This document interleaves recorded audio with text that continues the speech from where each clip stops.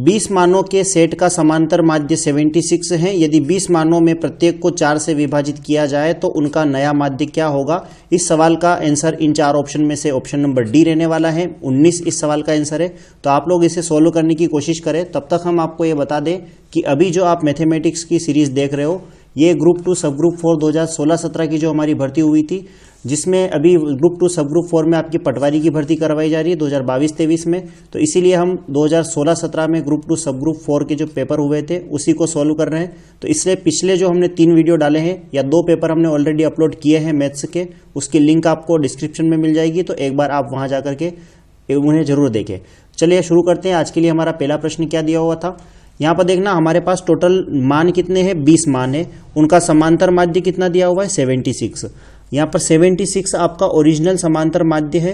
कितने नंबर थे, तो 20 थे। समांतर माध्य का मतलब हम मान सकते हैं कि इनका मीन है, ये एक प्रकार से हम बोल सकते हैं औसत ही है। अभी आपसे बोला गया था कि हर एक मान में आपको कैसे डिवाइड करना है, 4 से। तो यदि हर एक मान में 4 से डिवाइड कर रहे हैं तो कुल मिलाकर के जो हमारा एवरेज रहेगा, इस एवरेज में भी 4 का भाग लगा देना है। तो एवरेज में 4 का भाग लगाएंगे कितनी बार जाएगा, 4 एकम 4, 4 नम 36, यानी कितना मिलेगा आपको 19। तो हमारा करेक्ट आंसर भी क्या रहेगा, 19। क्योंकि यदि हम टोटल योग भी निकालेंगे माना कि तो 20 था और 20 का एवरेज कितना दिया हुआ था, 76। तो यहाँ से आपको इसका एवरेज मिलेगा, योग मिलेगा। फिर उसके बाद आप क्या करोगे, जो भी था हर एक माध्यम में 4-4 का भाग लगा रहे हो तो 1/4 तो जो भी है हमारा कॉमन आएगा। तो फाइनली जो हमारा सम आएगा उसमें भी 4 का भाग लग जाएगा। तो यही कारण है कि हमने क्या करा, डायरेक्ट जो हमारा एवरेज दिया हुआ था इसी में, डायरेक्ट जो एवरेज दिया हुआ था इसी में 4 का भाग लगा दिया। तो आपका आंसर क्या आएगा, 19 इस सवाल का आंसर होने वाला है। चलते हैं क्वेश्चन नंबर 2 की ओर। यहाँ आपको एक 10 सेंटीमीटर लंबे लोहे के पाइप का बाहरी व्यास दिया हुआ है 12 सेंटीमीटर, पाइप की मोटाई दे रखी थी 2 सेंटीमीटर। तब आपको पाइप का कुल पृष्ठीय क्षेत्रफल निकालना है वर्ग सेंटीमीटर में। तो सेम इसी प्रकार का सवाल हमारे पिछले वीडियो में भी आया था, वापस से यहाँ रिपीट हुआ है। तो हम इसको फिर से करने की कोशिश करते हैं। यहाँ हमारे पास खोखला बेलन दिया हुआ है, तो खोखला बेलन ही एक पाइप होता है। तो इस पाइप के लिए आपको यहाँ पर बाहरी व्यास भी दे रखा है और इसकी मोटाई भी दे रखी थी। तो हमने पाइप बनाने की कोशिश करी है, कुछ मिलता जुलता पाइप बन रहा है यहाँ पर। तो ये जो पाइप है इसकी हमें रेडियस पता चल गई कि बड़ी वाली रेडियस कितनी है और पाइप की मोटाई कितनी है। तो यहाँ आप देख सकते हो कि बाहर की जो रेडियस है ना, अंदर सेंटर से लेकर के बाहर की परिधि तक की दूरी, इसको हम कैपिटल आर मान लें। तो बाहरी व्यास कितना दे रखा था, 12 सेंटीमीटर। तो व्यास 12 सेंटीमीटर है तो त्रिज्या कितनी आ जाएगी, केवल 6 सेंटीमीटर। मतलब ये जो कैपिटल आर है इसका मान कितना मिल गया आपको, 6 सेंटीमीटर। और दीवारों की मोटाई कितनी है, 2 सेंटीमीटर। दीवार ये इसकी दीवार है, इसका मान कितना है, 2 सेंटीमीटर। यदि मैं इस दीवार को हटा देता हूँ यहाँ से यहाँ तक की इस दीवार को, तो टोटल ये लाइन यहाँ से यहाँ तक कितनी थी, 6 सेंटीमीटर।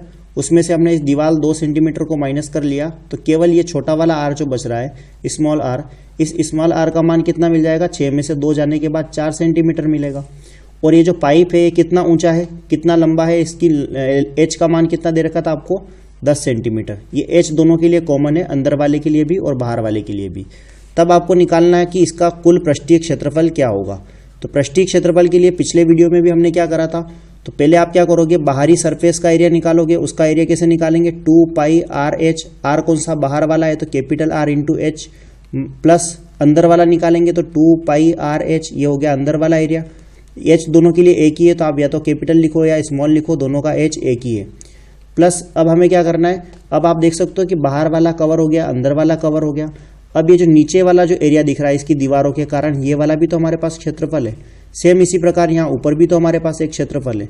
तो ऊपर और नीचे 2 सर्कल को घिरा हुआ एक एरिया दिख रहा है, जिसको हम बोल सकते हैं लाइनिंग वाला एरिया जो है ना, दीवारों की मोटाई वाला, इसका भी तो आपको क्षेत्रफल निकालना है। तो यहाँ पर इसको यदि मैं 2D में बना करके दिखाऊं तो आप सब जानते हो कि यदि मुझे इस लाइनिंग वाले एरिया का मान निकालना है तो बड़े वाले सर्कल के एरिया में से छोटे वाले सर्कल के एरिया को माइनस कर दो। तो वही काम हम यहाँ पर भी करने वाले हैं, बड़े वाले सर्कल का एरिया निकाल रहे हैं। तो पाई आर स्क्वायर माइनस छोटे वाले के लिए भी पाई आर स्क्वायर। तो बड़े वाले में से छोटे वाले को माइनस कर दिया तो हमें लाइनिंग वाला एरिया मिल गया। लेकिन जितना ऊपर एरिया है उतना नीचे भी है, इसका मतलब इतना 2 बार जोड़ना पड़ेगा। तो हम डायरेक्ट जो भी मान आ रहा है उसमें 2 का गुणा कर देंगे। तो इसके बाद आपको सोल्व कर लेना, आपको आंसर मिल जाएगा। यहाँ से आप देख सकते हो 2 पाई है, यहाँ पर भी 2 पाई है, यहाँ पर भी 2 है और पाई भी है। इसका मतलब मैं यहाँ से 2 पाई को पूरा कॉमन ले लूँ। यदि 2 पाई को कॉमन ले लेंगे तो यहाँ पर बचेगा कैपिटल आर का मान था 6 इंटू एच का मान था 10, प्लस स्मॉल आर का मान कितना था 4 इंटू एच का मान था 10, प्लस 2 और पाई तो चला गया है। ब्रैकेट के अंदर कौन बच रहा है, कैपिटल आर का स्क्वायर कितना है, 6 का स्क्वायर 36, माइनस स्मॉल आर का स्क्वायर कितना होगा, 4 का स्क्वायर 16, ब्रैकेट बंद कर लो, यहाँ से 2 पाई की जगह 2 पाई रहने दो, अंदर कितना मिलेगा आपको 60 प्लस 40 प्लस 20, बस इन सबको हल कर लेना। ये कितना आएगा 100, और 100 में यदि 20 और जोड़ेंगे तो 120, 120 का 2 गुना कितना आएगा 240, और 240 के बाद पाई तो आपका वहीं रहने वाला है, तो आंसर क्या आएगा 240 पाई वर्ग सेंटीमीटर, क्योंकि यूनिट सेंटीमीटर में चल रही थी तो आंसर क्या आएगा 240 पाई। ऑप्शन नंबर बी इस सवाल का करेक्ट आंसर है। चलते हैं क्वेश्चन नंबर 3 की ओर। क्वेश्चन नंबर 3 में आपको क्या दिया हुआ था? क्वेश्चन नंबर 3 में हमें एक वृत्त बना करके दिया हुआ है, और ये वृत्त जो है वो त्रिभुज ABC में अंकित किया गया है, और त्रिभुज की भुजाएं आपको दे रखी थी। AB का मान पता है, BC का मान पता है, CA का मान पता है, तो आपको निकालना है कि ये जो भुजाएं है ये DEF पर स्पर्श करती है, तो आपको इन तीनों का मान निकालने की कोशिश करना है। चलो देखते हैं यहाँ पर, इसको पहले चित्र बना के समझ लेते हैं। चित्र यदि हम बनाएंगे तो हमारे पास यहाँ पर एक वृत्त जो है वो एक त्रिकोण में बना करके छोड़ रखा है, तो हमने यहाँ पर बना लिया एक त्रिभुज, और इसी त्रिभुज के अंतर्गत आपको क्या ड्रॉ करना है, एक सर्कल ड्रॉ करना है, और इस त्रिभुज का नाम दे दो कि माना यहाँ पर दिया हुआ है त्रिभुज का नाम कितना है ABC, तो हमने भी यहाँ पर त्रिभुज को ABC नाम दे रखा है। अब ये जो त्रिभुज है ना, इसकी भुजाएं आपको पता है, AB का मान कितना है, A से लेकर के B तक, इसका मान कितना दिया हुआ है 8 सेंटीमीटर, तो हमने यहाँ पर लिख दिया कि इसका मान तो हमारे पास यहाँ से यहाँ तक कितना था 8 सेंटीमीटर। B से C तक 4 सेंटीमीटर, तो यहाँ पर B से C तक कितना हो गया 4 सेंटीमीटर। C से A तक 6 सेंटीमीटर, तो C से A तक यहाँ से यहाँ तक कितना आ जाएगा 6 सेंटीमीटर। तो ABC तीनों साइड का मान आपको पता चल गया, और ये जो साइडें हैं ये इस सर्कल को DEF पर स्पर्श करती हैं, मतलब ये वाला पॉइंट हम मान लेते हैं कि ये क्या हो गया आपका D, ये वाला पॉइंट क्या हो जाएगा E, और ये वाला पॉइंट क्या हो जाएगा DEF, तीनों आ गए। तब आपको निकालना है कि मान बताओ कि B का मान कितना होगा, मतलब D से लेकर के B तक इसका मान आपको निकालना है, यहाँ से लेकर के यहाँ तक क्या होगा। उसके बाद CE, और निकाल लेते हैं हम CE और AF का, तीनों का मान आपको निकालना है। ठीक है, देखिए पिछले वीडियो में भी मैंने फिर से बताया था, वापस से फिर बता दूं मैं, किसी भी सर्कल पर यदि आप किसी एक ही पॉइंट से 2 टेंजेंट लगाते हो, यानी स्पर्श रेखा यदि खींचते हो, तो वो स्पर्श रेखाएं हमेशा क्या होती है, इक्वल होती है। कहीं से भी किसी भी प्रकार से यदि आप खींच रहे हो तो इसका मतलब यदि मैं A से कोई स्पर्श रेखा खींच रहा हूं, तो जो D पर आकर के मिल रही है इसका जो मान होगा वो, और इस A से F तक इसका मान होगा, दोनों बराबर होगा। तो यदि मैंने इसको x मान लिया है, यदि हम मान लेते कि माना कि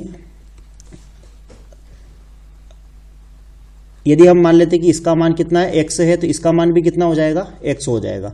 x कौन सा है, तो x का मान है, आपने A से D तक x को माना, तो A से F तक भी कितना हो जाएगा x हो जाएगा।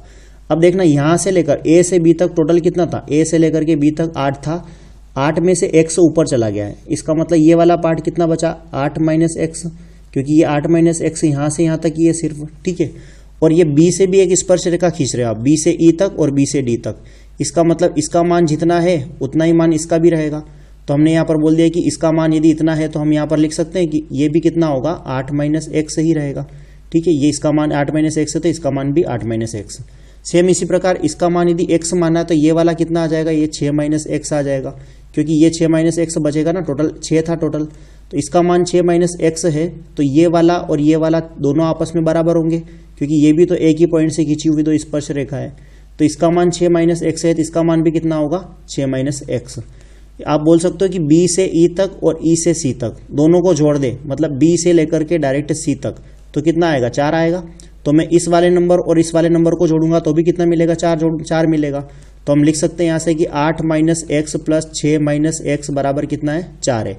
दोनों को जोड़ेंगे तो कितना आ जाएगा 14 माइनस 4 बराबर 2x, यानी x बराबर कितना मिलेगा आपको 5। यदि x का मान 5 है, मतलब ये वाला पार्ट कितना हो जाएगा आपका 5। a से लेकर के d तक 5 है, तो a से लेकर के f तक भी कितना होगा 5 होगा, तो इसका मान तो आपको मिल गया 5 है, क्योंकि ये वाला पार्ट 5 का है। ठीक है, db का मान निकालना था, d से लेकर के b तक, तो 8 में से 5 जाएगा तो कितना मिलेगा 3 मिलेगा, तो ये हो गया 3। c से e तक का मान निकालना था, तो c से e तक का मान 6 में से 5 जाएगा तो कितना मिलेगा 1 मिलेगा। तो आपका आंसर क्या आएगा 3 1 5, इस सवाल का आंसर है ऑप्शन जो भी दिया हुआ है 3 1 5, ऑप्शन नंबर 1 3 1 5 इस सवाल का करेक्ट आंसर है। चलिए चलते हैं क्वेश्चन नंबर 4 की ओर। क्वेश्चन नंबर 4 में आपको दिया हुआ था यदि 0.1 बार का मान 1/9 है, तब आपको p/q के रूप में इसको लिखना होगा। तो ये कैसे होगा, देखिए यहाँ पर भी क्या हो रहा है, ये जो 9 है ये बहुत बार आ रहा है और 0.9 की वैल्यू रुक नहीं रही है, इसका मतलब हम इसको ये लिख सकते हैं कि 0.9 के ऊपर बार लगा हुआ है। तो जब भी ऐसा कोई भी नंबर आता है, पिछले वीडियो में भी यही सवाल रिपीट हुआ था इससे मिलता जुलता, तो तो जब भी ऐसे सवाल आते हैं तो हम क्या करते हैं, दशमलव से पहले जो भी नंबर लिखा हुआ है उसको वहीं लिख देते हैं। पहले दशमलव की जगह हम प्लस लगाते हैं, और ये जो 9 है इस जगह 9 ही लिखो, जो भी नंबर है 9 की जगह 9, बार कितने नंबर के ऊपर लगा हुआ है उतनी बार बटे में 9 लिख दो। यदि यहाँ पर मान लो 11 1.112 आता, इसके ऊपर बार लगा हुआ है तो आप क्या लिखते हैं, यहाँ पर केवल 9 को एक बार ही लिखते हैं, बाकी सबके लिए हम 0 लगा देते हैं। तो यहाँ पर ये कितना मिलेगा, केवल 9/9, और 9/9 बराबर कितना मिलेगा। करेक्ट आंसर है इस सवाल का ऑप्शन नंबर बी, 1 इस सवाल का आंसर है। चलते हैं क्वेश्चन नंबर अगले की ओर। क्या नंबर आ रहा है इसका, 3 के बाद ये था 4, ये नंबर 5 है। क्वेश्चन नंबर 5 की ओर आ जाते हैं। क्वेश्चन नंबर 5 में आपको दिया हुआ था कि एक टेलीफोन निर्देशिका, मतलब एक टेलीफोन नंबर की बुक है जिसमें एक पेज पर 100 टेलीफोन नंबर दिए गए हैं, और टेलीफोन नंबर में इकाई के अंक की आवृत्ति को नीचे दिखाया गया है। इकाई का अंक मतलब जो 10 नंबर की टेलीफोन बुक हो या जो भी हो, उसमें सबसे लास्ट में क्या लिखा हुआ है वो आपको देखना है कि इकाई का अंक क्या है। इकाई का अंक आपको देखना है कि 0, सबसे पीछे 0 कितने नंबर के आ रहा है, तो 0 नंबर वाले 10 अंक मिल रहे हैं या 10 नंबर मिल रहे हैं। 1 अंक वाला केवल 8 नंबर है, 2 अंक वाले 12 है। इस प्रकार से आपको सबकी आवृत्ति दी हुई है। अब आपको यहाँ से निकालना क्या है, आपने यहाँ से रेंडमली एक नंबर चुना जिसके इकाई के स्थान पर शून्य जो है वो क्या, गैर शून्य 2 का गुणांक होने की प्रायिकता निकालना है। तो आप सब जानते हो कि प्रायिकता बराबर क्या होता है, तो हम लिखते थे कि अनुकूल परिस्थितियां ऊपर लिखते थे, बटे में कुल परिस्थितियां लिखते थे। तो कुल परिस्थितियां हमारे पास 100 है क्योंकि हमारे पास 100 नंबर दिए हुए हैं, और अनुकूल कितनी है हमारे पास, 2 का गुणज देखना है। और 2 का गुणज कौन होता है, उन्होंने बोला गैर शून्य गुणज, तो 2 का गुणज या तो 2 होगा, 4 होगा, 6 होगा, 8 होगा। 10 को हम लिख नहीं सकते क्योंकि 10 तो एक अंक हो जाएगा, क्योंकि हमें तो यहाँ पर सिर्फ डिजिट लेना है। तो हमारे पास अनुकूल परिस्थितियां देखोगे यहाँ पर 2 भी है, 4 भी है, 6 भी है, 8 भी है, मतलब ऐसे बहुत सारे मोबाइल नंबर दिख रहे हैं जिनके पीछे ये नंबर आ रहा है। तो हमारे पास अनुकूल परिस्थितियां हमें ढूंढना है कि है कितनी। तो 2-2 नंबर वाले कितने हो गए, 12 मोबाइल नंबर है, ठीक है। 4-4 नंबर वाले कितने हैं, 9 मोबाइल नंबर है। 6-6 नंबर वाले 8 मोबाइल नंबर है, और 8-8 नंबर वाले 8। इस प्रकार यदि आप जोड़ोगे इन सबको तो कितना मिलेगा आपको, 25, 26, 27 और 37। ऊपर से कितना मिलेगा आपको, 37/100। यदि काटने के बाद जो मिलेगा आपको 0.37। तो करेक्ट आंसर क्या रहेगा आपका, option number A, 0.37। Question number 6, यहाँ पर आपको एक त्रिकोण दिया हुआ है जिसमें आपको 2 इक्वेशन दे रखी थी कि इस प्रकार का रिलेशन है, तब आपको एंगल क्यू का मान निकालना है, क्या होने वाला है। देखिए यहाँ पर फिर से लिख देता हूं मैं, यदि ब्लर दिख रहा हो तो। यहाँ पर P माइनस क्यू का मान आपको दे रखा था कि 14 है, और Q माइनस R का मान दे रखा था 29 है। तब आपको निकालना है कि Q का मान क्या होगा। ये सभी एंगल है ना। तो आपको पता है कि त्रिभुज के यदि तीनों कोणों को यदि हम जोड़ लें, यानी P plus Q plus R बराबर कितना मिलता है, 180 डिग्री। तो यदि हम इसमें सारी इक्वेशन को यदि आपको Q का मान निकालना है तो हम Q के रूप में ही चेंज कर लेते हैं। Q को यहाँ से हटाएंगे नहीं, Q को रहने देते हैं। इस P को हम Q के रूप में चेंज कर लेते हैं। तो हम P की जगह क्या लिख सकते हैं, 14 प्लस Q। P को लिख दिया हमने यहीं पर, और ये Q उधर जाकर के जुड़ जाएगा। तो इस P की जगह आप लिख सकते हो कि 14 प्लस Q आ जाएगा, ठीक है। और इस Q की जगह हमने कुछ नहीं करा क्योंकि ये तो प्लस का Q रहेगा ही सही। इस R को उधर ले जाएंगे तो R बराबर क्या आ जाएगा, R उधर जा रहा है, इसका मतलब Q माइनस 29 आएगा, ठीक है। तो R की जगह हमने कितना लिख दिया, Q माइनस का 29, और बराबर कितना चल रहा है, 180। Q को 3 बार जोड़ेंगे तो कितना आएगा, 3Q। ये एंगल Q है ना, 3Q, और बराबर कितना चल रहा था, 180। और ये जो 29 और 14, इन दोनों को यदि हम सोल्व करेंगे तो कितना मिलेगा आपको, 15 माइनस का 15, जो कि उधर जाकर के प्लस का 15 हो जाएगा। इसका मतलब 3Q बराबर कितना आएगा, तो 5, 9, 1, 195। इसको हम 3 से काटेंगे तो 3 छंग 18, 1 बचेगा, 3 5 15, यानी Q की वैल्यू कितनी आएगी, 65 डिग्री। तो ये हमारा आंसर है, एंगल Q बराबर कितना मिलेगा, 65 डिग्री। तो ऑप्शन नंबर ए इस सवाल का आंसर है 65 डिग्री। चलते हैं क्वेश्चन नंबर 7 की ओर। हुआ है कि 3 संख्याएं ABC समानांतर आरोहण में क्रमित है। इसका मतलब ये AP में है, समांतर श्रेणी में है। A का मान आपको पता है, C का मान आपको पता है, तो 2B का मान आपको निकालना है। देखिए AP का जो फॉर्मेट होता है, समांतर श्रेणी का जो फॉर्मेट होता है वो क्या होता है, A plus D, A plus 2D, A plus 3D, और ये चलता रहता है लास्ट तक।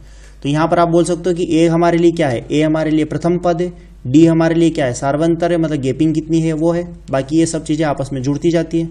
तो यहाँ पर हमारे पास 3 नंबर थे, A और B और C। A की वैल्यू आपको पता है कितनी है, 24 है, ठीक है। तो A की जगह हम ये भी तो लिख सकते हैं कि A का जो फॉर्मेट है, फॉर्मेट के अनुसार यदि चले तो A का मान कितना होगा, A ही होगा। और B का मान कितना होगा, B का मान होगा A प्लस D, और C का मान कितना होगा, A प्लस 2D, यही होने वाला है। और आपको C का मान पता चल गया कि C का मान कितना है, तो C का मान हो जाएगा 50। तो C की जगह हम ये लिख सकते हैं कि इसका मान तो 50 दिया हुआ है, तो इसी फॉर्मेट में आप देखोगे तो सी की वैल्यू थी a प्लस 2d और a प्लस 2d बराबर किसके हैं 50 है। a का मान कितना था 24 प्लस 2d बराबर कितना है 50 है। इस 24 को इधर ला करके घटाएंगे तो 2d बराबर कितना मिलेगा आपको केवल 26। तो d बराबर कितना मिल जाएगा हमें 13। यदि d का मान 13 है तो b का मान आसानी से मिल जाएगा क्योंकि a की वैल्यू कितनी थी 24 प्लस d का मान हमने निकाला 13। इन दोनों को यदि हम जोड़ेंगे तो कितना मिलेगा आपको 37। तो हमें यहाँ से b की वैल्यू पता चल गई कि b बराबर कितना है 37। लेकिन हमें यहाँ पर क्या निकालना था, हमें यहाँ पर निकालना था 2b कितना होगा। तो 2b बराबर कितना आएगा तो 37 में 2 का गुणा कर दो, आंसर कितना आएगा 74। तो इस सवाल का करेक्ट आंसर क्या है ऑप्शन नंबर बी 74। ठीक है, चलते हैं क्वेश्चन नंबर 8 की ओर। क्वेश्चन नंबर 8 में आपको दिया हुआ था कि यदि 117 और 45 का महत्तम समापवर्तक यानी HCF आपको दिया हुआ है x, तब आपको इसका मान y का मान निकालना है कि क्या होने वाला है। तो यहाँ सबसे पहले आपको क्या करना पड़ेगा, इन दोनों नंबर का HCF निकालना पड़ेगा कि 117 और 45 का HCF क्या होगा। तो HCF इन दोनों का निकालोगे आप तो HCF मतलब हाईएस्ट कॉमन फैक्टर। ऐसा कौन सा नंबर है जो इन दोनों को पूर्णतया विभाजित कर दे। तो इनका HCF क्या आएगा 9, क्योंकि 9 नंबर से ये भी कट रहा है और ये भी कट रहा है। अब HCF कैसे निकालते हैं वो चीज़ हम यहाँ पर नहीं समझेंगे, क्योंकि पिछले सारे वीडियो में मैंने बताया कि हम यहाँ पर ड्यूरेशन ज़्यादा ना हो, इसलिए बिल्कुल स्पीड से सारे सवाल सोल्व कर रहे हैं। ऐसा कोई भी नंबर, क्योंकि इसके जो फैक्टर है ना, इस नंबर के फैक्टर वो आप करोगे तो कितना मिलेगा आपको, या तो 3 से जाएगा या 5 से जाएगा या फिर 15 से जाएगा या फिर 9 भी आ रहा था पहले तो 9 से जाएगा। इसके अलावा तो और किसी से जा नहीं सकता, ये एक को तो हम लेते नहीं। इससे हम देखेंगे तो ऊपर से चेक करते जाओगे तो 15 से तो ये कटेगा, लेकिन ये नहीं कट रहा है तो 15 नहीं हो सकता है, तो 9 से दोनों कट जाएंगे। हाईएस्ट फैक्टर से चेक करते हुए आना, तो आपको 9 से दोनों नंबर कट रहे थे, इसलिए हमारा HCF क्या होगा 9 होगा। तो HCF हमारा कितना था x था और x का मान कितना आ चुका है 9 आ चुका है।